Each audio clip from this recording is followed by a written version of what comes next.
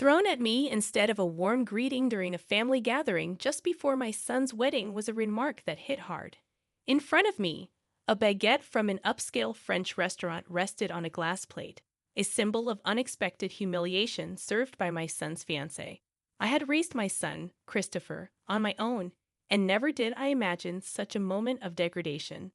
As a 55-year-old housewife named So, widowed early in life, I had dedicated myself to nurturing Christopher. This year, he turned 25, graduated from college, and secured a job, becoming the pride of my life. Despite his success, he chose to continue living with me in the house left by his late father. I cherished the idea of spending more time with him. However, my world took an unexpected turn when Christopher revealed he had a girlfriend and intended to marry her. Initially shocked, I soon embraced the news with genuine joy, expressing my happiness at his growth. Christopher, still living with me, promised to bring her home soon, but the opportunity didn't materialize. Curiosity and anticipation built up in me, and when I finally asked about her, Christopher shared some details. Her name was Roy, 4 years older than him, and she worked as a tutor from a family of teachers. The revelation surprised me, and I wondered about their relationship, but I patiently waited to meet her. Time passed, and 2 months went by without a meeting. The absence of Roy started feeling intentional. Fate intervened when, by chance, I overheard a conversation during lunch.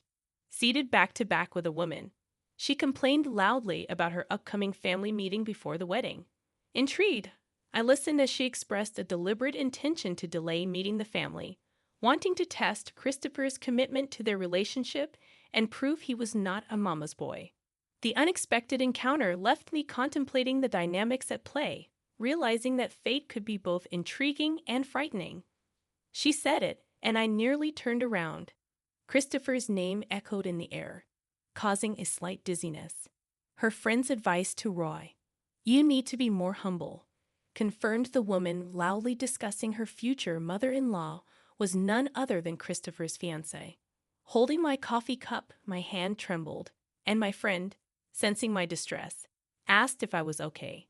I mechanically ate the recommended dessert, my mind fixated on escaping that place as quickly as possible. Unaware of my presence, Roy continued her complaints about her fiancé's family.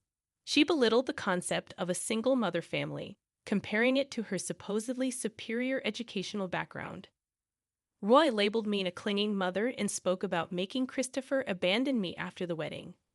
Fear overwhelmed any anger I felt. The conflict between mother-in-law and daughter-in-law had begun prematurely. Even before the family meeting before the wedding, Roy showcased her disdain. Yet, she was the woman Christopher chose.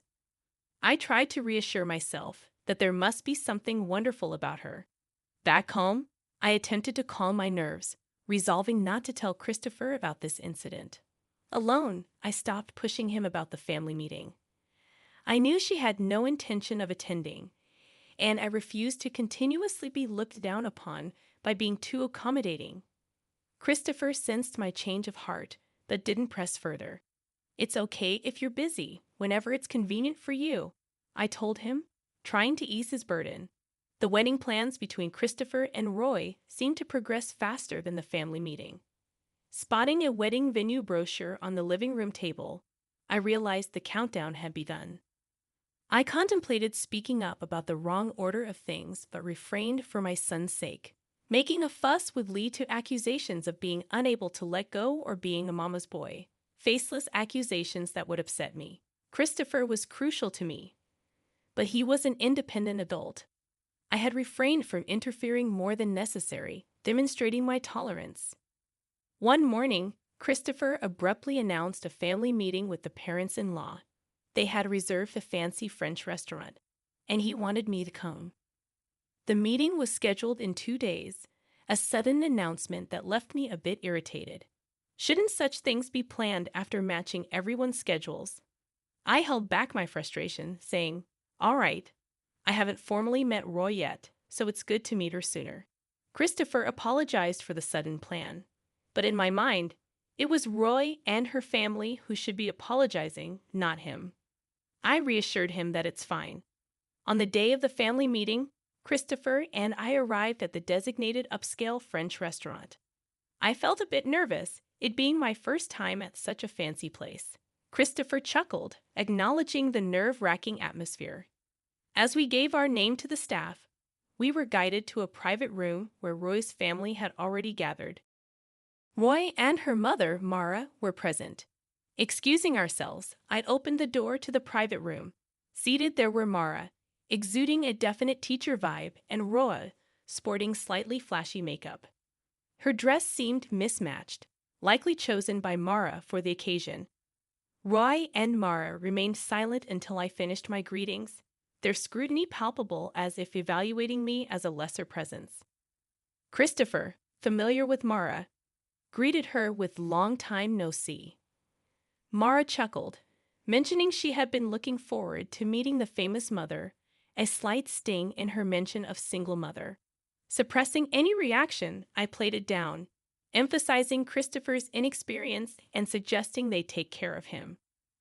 Mara, contentedly nodding, maintained an air of superiority. Her demeanor hinted at how she might treat her students and their parents, an attitude I wouldn't desire for my child. She invited me to sit, yet Roy hadn't greeted me. With reluctance, I initiated conversation, prompting Roy to respond with a mocking snort, deeming repetition inefficient. Her arrogant remark stirred anger within me, but I restrained my temper. She was the woman Christopher had chosen. I feigned calmness, acknowledging her comment with forced civility, though I felt close to my limit. Mara informed us that Roy's father would be late due to work, suggesting we proceed without him. Roy then made a seemingly innocent comment to Christopher, insinuating his lack of exposure to such lavish food due to his past poverty. Christopher, unfazed, went along with her comment. I'd always knew Christopher to be kind and patient, but this situation seemed beyond that. Concerns about how he navigated society started to creep in. Was he possibly being taken advantage of? A parental worry nagged at me. Ignoring the odd expressions from Roy and Mara, I suggested we enjoy the feast. However, their unpleasant smiles intensified, and the reason behind their mockery soon became apparent. As the first dish arrived on a beautifully decorated plate, I couldn't help but exclaim at the sight of a simple baguette on a glass plate. Roy and Mara seemed to find this hilariously amusing, laughing heartily at my shocked expression. It turned out that the owner of the upscale French restaurant was Mara's brother, and they had collaborated to ridicule me. "The poor that suits you best," Roy said, openly mocking me. Christopher, seemingly pale, and I were left in disbelief, trying to contain my anger. I muttered about how this supposedly suited a poor person like me. Roy misinterpreted my reaction, thinking I was crying. Dismissing it, she laughed even harder. Surprisingly, Mara, who might be expected to scold Roy, only said, "Oh dear, Roy," without any intention of reprimanding her. I couldn't bear the idea of such individuals becoming part of my family. Just as I raised my bowed head, Roy's father entered, apologizing for being late. Witnessing the baguette situation, he seemed taken aback. Roy proudly explained that she had the baguette prepared, thinking I, raised in poverty, hadn't experienced such cuisine. Her father scolded her for taking the joke too far, but couldn't hide his amusement. The thought of them becoming my family was unbearable. As the father turned pale, I looked up and recognized him. Cedric, the principal of a private high school where I had been facing difficulties. I expressed my surprise, and he exclaimed in shock, revealing that he had become the principal 3 years ago.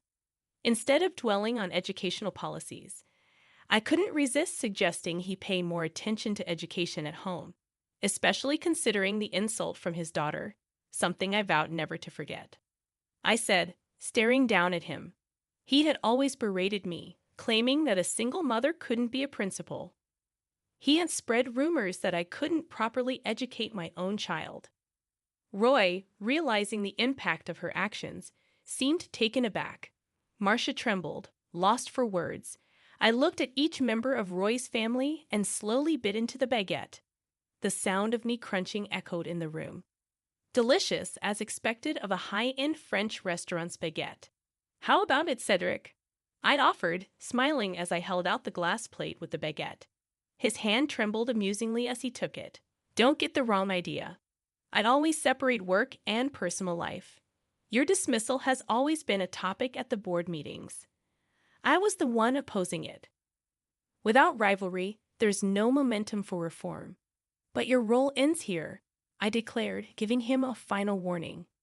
In fact, I had evidence of him accepting bribes during admissions, manipulating interviews, and enjoying a luxurious life with that money. I was still deciding whether to pursue criminal charges, but if he left the school quietly, I was willing to let it go. Christopher, let's go home. She may be this kind of lady, but can you still see her as a marriage partner? I won't stop you if you choose her, I said to Christopher, whose gaze was fixed on the baguette Cedric held out to him. Roy, with a strange smile, whispered, "You'll marry me, right?" Thinking that marrying him was her only way to save Cedric's position, her pleading eyes turned to him. He looked down, gripping his hands on his knees. The engagement is off. This marriage is as if it never happened, he declared. It's just a joke. I didn't mean to mock you. It's a joke, Christopher. You're so stiff. Roy desperately tried to cover up. If that wasn't mockery, then what was it? I was amazed that she couldn't come up with a better excuse. He looked at Roy with an unexpectedly cold gaze. Roy, you've been given a lot by your parents, education, and love. But I believe I received even more from my mom. Seeing her work was cool. She's still cool, he declared. He could never forgive her for mocking me and expressed pity for the students she was teaching. I wouldn't want to be taught by someone like her. I heard bad rumors about you but chose to believe otherwise. You betrayed that trust, he said, causing tears to stream down Roy's face. She seemed to finally understand the irreversible damage done. Wait. You're joking about the breakup, right? I bragged about getting married to my friends. I can't break it off. It's embarrassing, she pleaded tearfully. What's most necessary for you now is to reflect on how things came to this. We probably won't see each other again, but I hope you grow, I said. As Christopher and I were about to leave the private room, Cedric grabbed his shoulder to stop him. Christopher shook off his hand as if it were something filthy. I've been patient, but let me say this clearly. What's wrong with being raised by a single mother? Did you see Roy's vulgar behavior? Raised by respectable parents. You should be more ashamed, he said firmly. Cedric had no response and looked down in shame. Roy's cries echoed in the private room as we left the restaurant. The moment we stepped outside, we heard Cedric's angry voice, probably yelling at Roy. Christopher, you need to be more discerning in choosing women. When I said that, he scratched his head and mumbled, It's embarrassing. Apparently, Roy had aggressively pursued him, and Christopher, who tends to be easily swayed, fell into that situation. It was clear that Roy saw an opportunity in him. Regardless, I expressed relief that everything came to light before the marriage as we headed home. The engagement ended amicably. Roy initially demanded compensation, but Christopher dismissed it logically, explaining to his lawyer that Roy was entirely to blame for the broken engagement. The compensation demand was dropped, and when threatened with a lawsuit, Roy quickly backed down. Perhaps her parents advised her not to escalate the situation further. Though I usually keep work and personal life separate, Cedric had to leave the school due to the bribery issue during admissions becoming public. Faced with the choice of leaving quietly or going to court, he opted for the former. Unemployed and desperately seeking a new job, he faced the challenge of overcoming the bad rumors that spread fast in the industry. Roy, having resigned from her tutoring job, was reportedly confined to a room in her parents' house, too embarrassed to even seek new employment. Marcia, burdened with 2 unemployed adults, was allegedly preparing for divorce, yet she couldn't maintain her previous luxurious lifestyle. She wanted to use her earnings solely for herself, citing that as her reason for divorce. A logical decision, perhaps, but one that led to the family's downfall. While I feel a bit sorry for her, I believe it's her responsibility. Sometimes after the incident, I felt genuinely happy for the first time in a while. Christopher introduced me to a wonderful woman, a single mother working at the same place as him. She has a daughter about to turn 3, and it seems she was the one who lifted Christopher's spirits after the broken engagement with Roy. She is bright and sunny, and her daughter is fond of Christopher. Despite the roundabout journey, I am slightly relieved that Christopher seems to be on his way to building a happy family. Maybe despite the challenges,